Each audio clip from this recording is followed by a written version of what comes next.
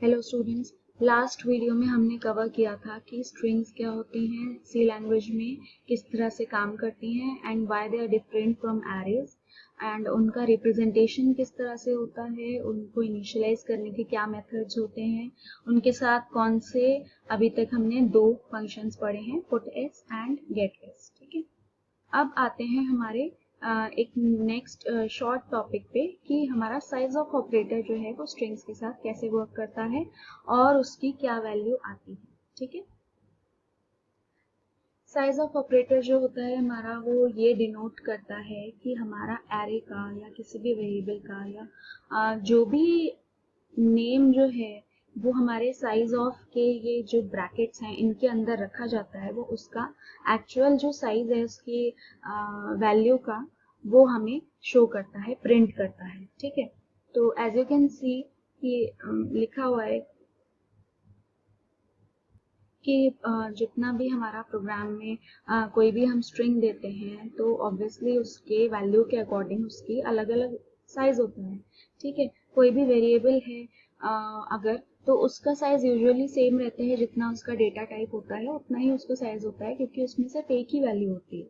ठीक है, लेकिन एरेज का जो साइज है वो डिफर करता है and it depends on the number of elements that you have entered in that array. ठीक है, कितना उसमें डेटा है उसके अकॉर्डिंग उसका साइज डिनोट किया जाता है।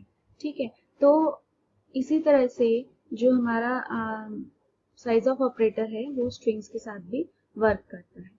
ठीक है, तो इसके लिए एक छोटा सा प्रोग्राम देखते हैं कि हमने इस प्रोग्राम में str1 जो है स्ट्रिंग 1 उसका 20 साइज लिया है, but we have just entered 6 letters in that और 6 कैरेक्टर्स क्या हैं, सेम HELLO और एक नल कैरेक्टर। ठीक है, str2 जो है उसका हमने साइज 10 रखा है, उसमें भी हमने सेम स्ट्रिंग इनपुट की है, हेलो।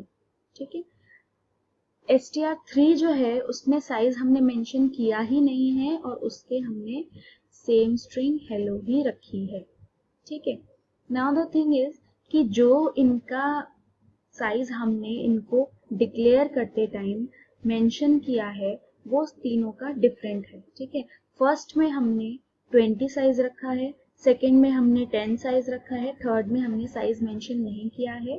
ठीक है, तो तीनों की स्ट्रिंग सेम है, तीनों में सेम डेटा है, सेम इनपुट की है वैल्यूज। ठीक है, लेकिन फर्स्ट का साइज 20 मेंशन्ड है पहले से, सेकंड स्ट्रिंग का साइज 10 मेंशन्ड है पहले से और थर्ड स्ट्रिंग जो है उसमें साइज मेंशन ना करने का मतलब ये है कि हम चाहते हैं कि जो भी इसमें वैल्यू राइट साइड से असाइन की जा रही है उसी का साइज इसमें माना जाएगा।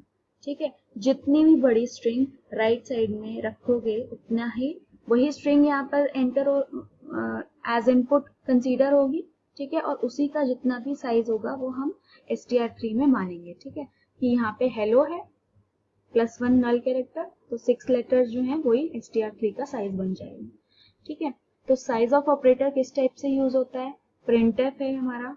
ठीक है, %d, क्योंकि साइज ऑफ जो है वो हमारी इंटीजर वैल्यू ही रिटर्न करता है, क्योंकि वो एक साइज बताता है, एक वैल्यू नंबर बताता है कि कितनी हमारी लेंथ है किसी भी वेरिएबल की। ठीक है, तो साइज ऑफ ऑपरेटर के लिए हमने %d ही यूज किया, फिर हमने कॉमा करके जहां पर हम एक वेरिएबल को पुट करते हैं वहां पर हमने अपना फंक्शन रखा साइज ऑफ, और उसके ब्रैकेट्स में तीनों अलग अलग स्टेटमेंट्स में तीनों अलग अलग स्ट्रिंग्स रखे। ठीक है, आउटपुट आपके सामने है, पहली स्ट्रिंग का साइज फिक्स है 20, सेकेंड स्ट्रिंग का 10, थर्ड स्ट्रिंग का जितनी लंबी स्ट्रिंग उतना ही उसका साइज रिप्रेजेंट होगा। ठीक है, and +1 for the null character. ठीक है, सो साइज ऑफ ऑपरेटर इसी टाइप से काम करता है, लेकिन हाँ कभी भी तुम लोग प्रिंट करोगे तो ये नल ऑपरेटर जो है वो प्रिंट नहीं होता है, मतलब स्क्रीन पे शो नहीं होगा।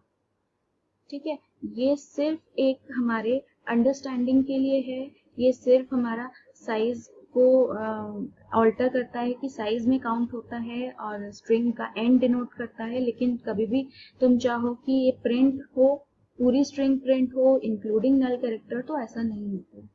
ठीक है,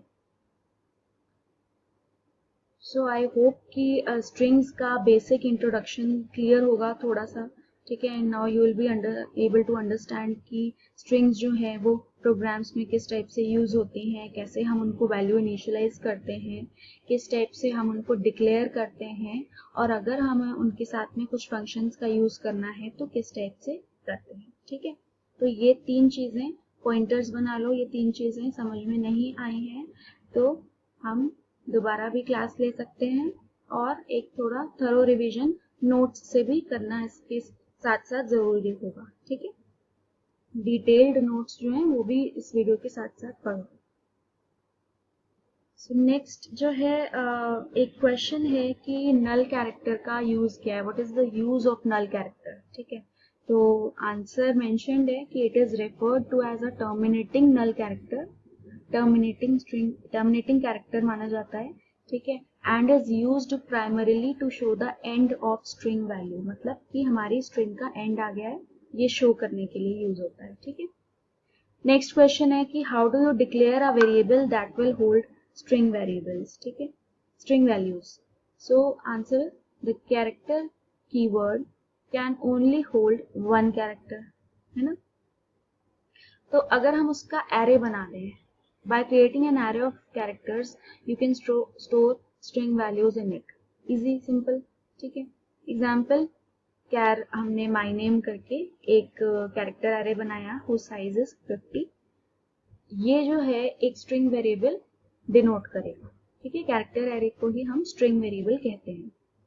और कुछ बहुत ही इंटरेस्टिंग फंक्शंस भी हैं रिलेटेड टू स्ट्रिंग्स, जो कि probably we'll cover in next videos, upcoming videos. उसमें से I give you this task कि कुछ इस यहाँ पर मैंने सिर्फ 2 ही फंक्शन मेंशन किए हैं, बट एक टास्क तुम लोग के लिए है कि स्ट्रिंग से रिलेटेड सी लैंग्वेज में जितने भी फंक्शंस हैं वो एक लिस्ट बनाओ, and how do they work ये भी एक 1 लाइनर में एक्सप्लेन करके लिखना, ठीक है। एज सून एज ये वीडियो खत्म होता है तभी तुम लोग को ये काम करना है, क्या कि फंक्शंस रिलेटेड टू स्ट्रिंग्स इन सी लैंग्वेज, वो तुमको एक लिस्ट रेडी करनी है, ठीक है। तो किस टाइप के फंक्शंस मिलेंगे तुम्हें, strlen, strcopy, ठीक है। इनको हम जब तुम लोग ये असाइनमेंट कंप्लीट कर लोगे, छोटा सा शॉर्ट असाइनमेंट है, शॉर्ट एक ही क्वेश्चन है, तब हम इनके बारे में डिटेल में डिस्कशन करेंगे, ठीक है, नेक्स्ट अपकमिंग वीडियोस में। ओके, सो स्ट्रिंग का एक ब्रीफ इंट्रोडक्शन था ये। इसके बाद में और भी इससे रिलेटेड क्वेश्चंस तुमको असाइनमेंट्स में क्वेश्चन बैंक जो है उसमें मिल जाएंगे, उनको रिवाइज करना, एंड जो भी प्रॉब्लम्स होंगी या इस पे जो भी ये अभी फंक्शंस है स्ट्रिंग्स पे, इस पे जो भी डिस्कशन करेंगे वो हम नेक्स्ट क्लास में करेंगे। ओके।